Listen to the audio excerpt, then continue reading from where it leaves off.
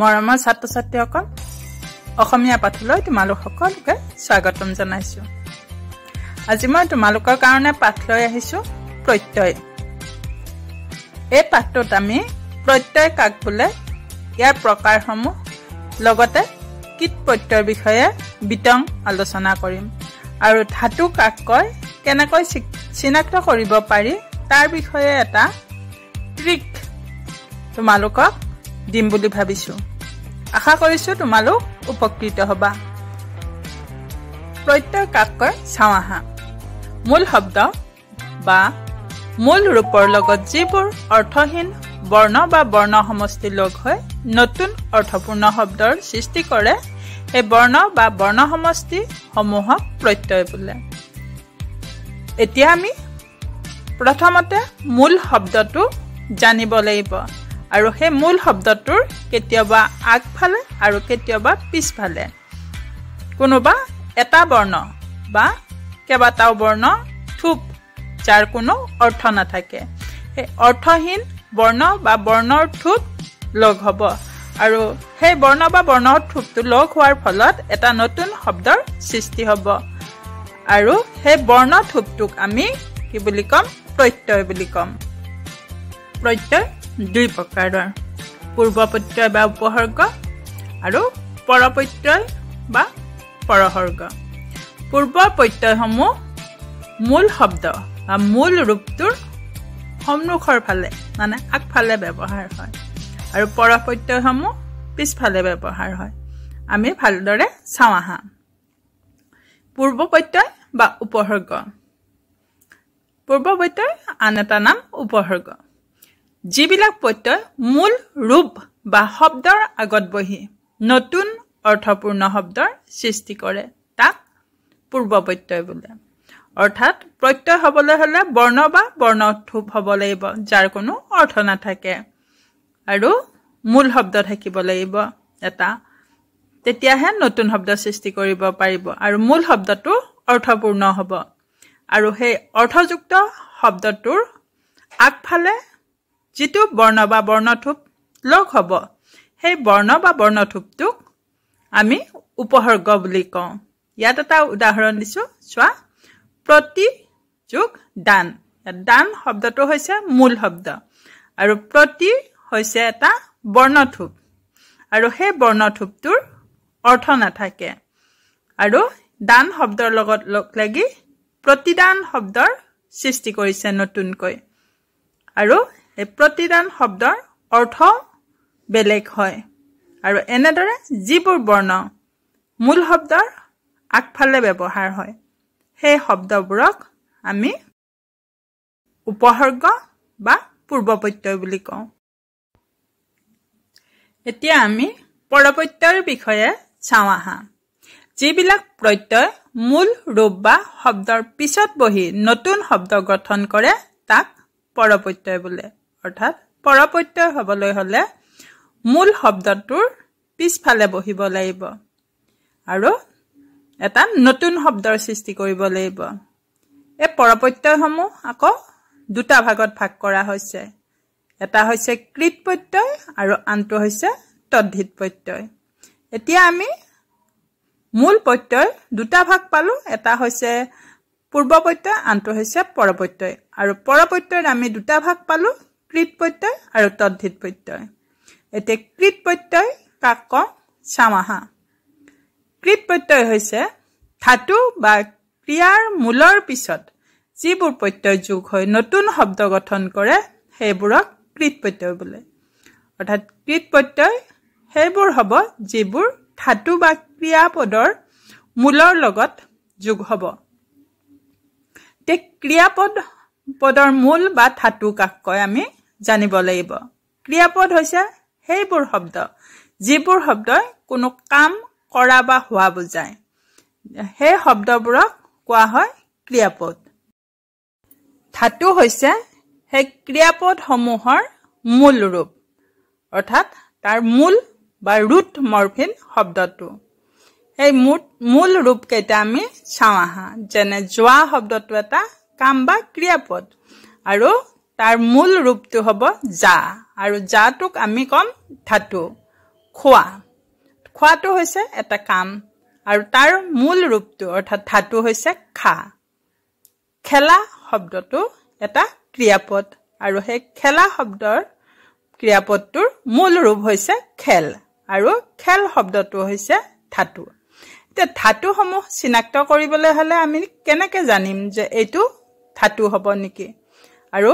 সেই কথাটো জানিবৰ কাৰণে এটা মই উপায় উলিয়াইছো এই উপায়টো কোনো কিতাপত থকা উপায় নহয়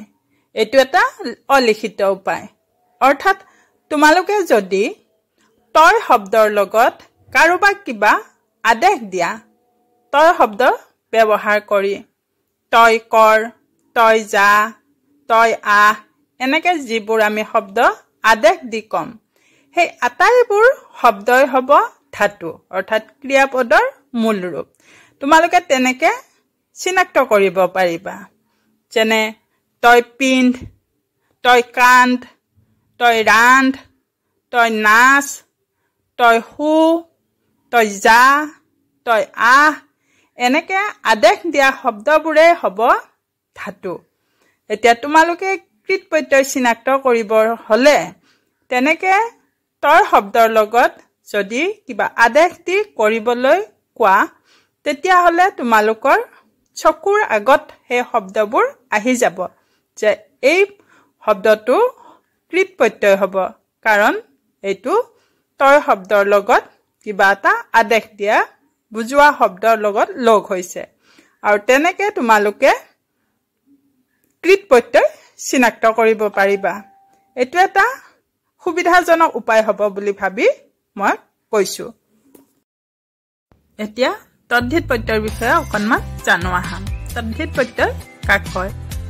প্ৰাতিপাদিকৰ পিছত যিবোৰ প্ৰত্যয় যোগ হয় তাক তদ্ধিত প্ৰত্যয় বোলে অৰ্থাৎ আমি কৃত প্ৰত্যয় পাইছিলো কৃত প্ৰত্যয়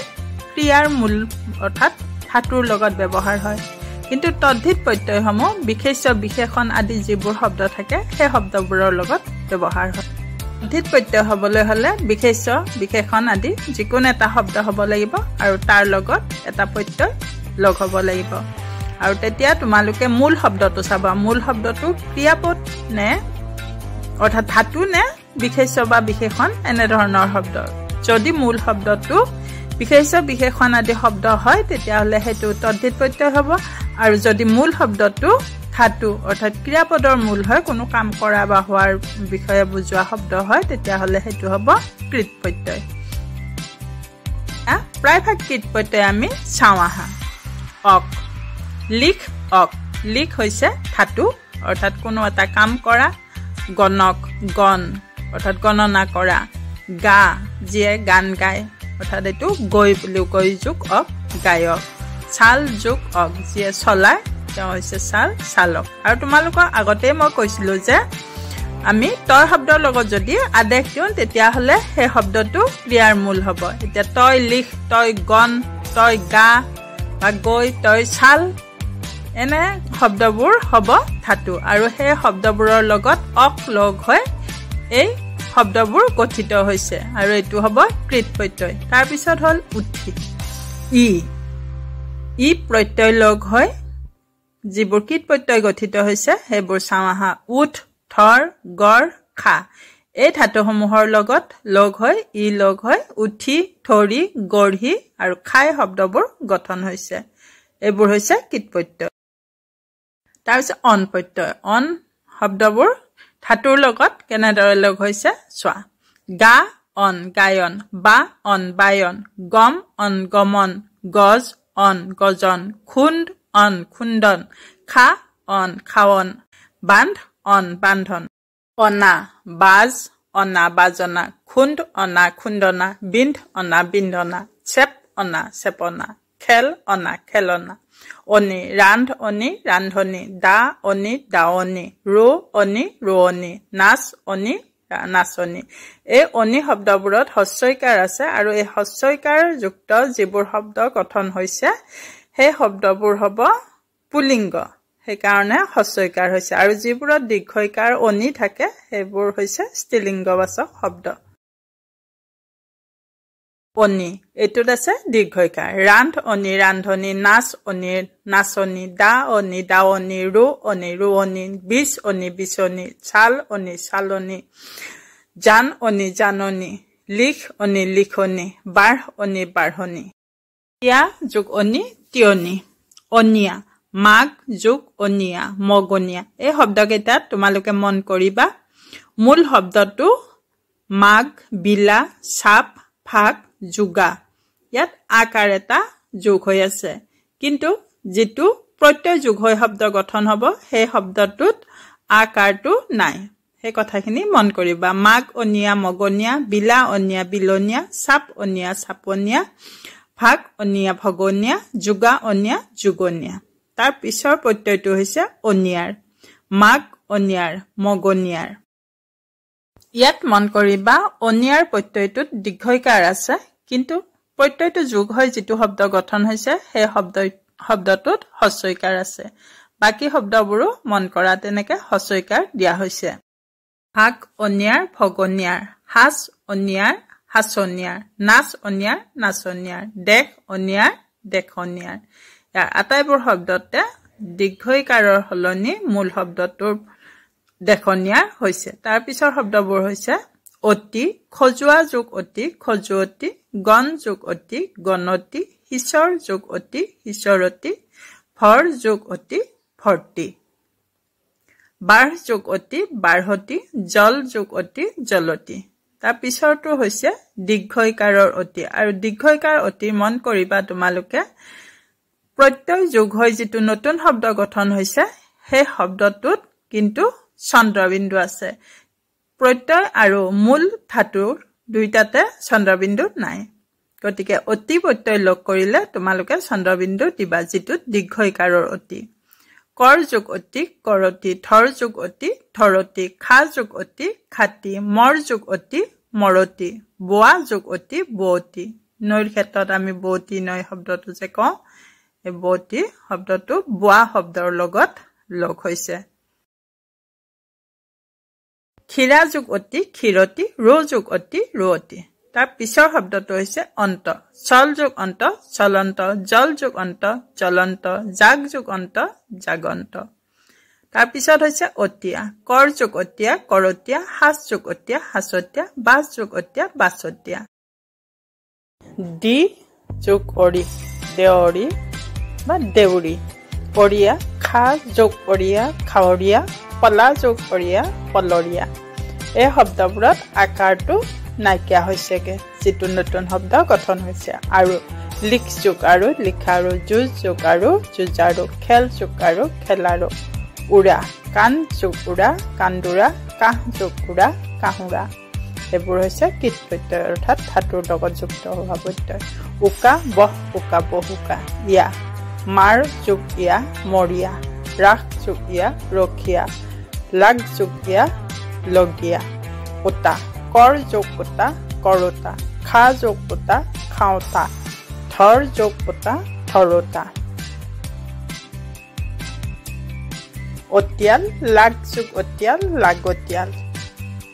ওতে কৰ যোগ উতে কৰোতে ধৰ যোগ উতে ধৰোতে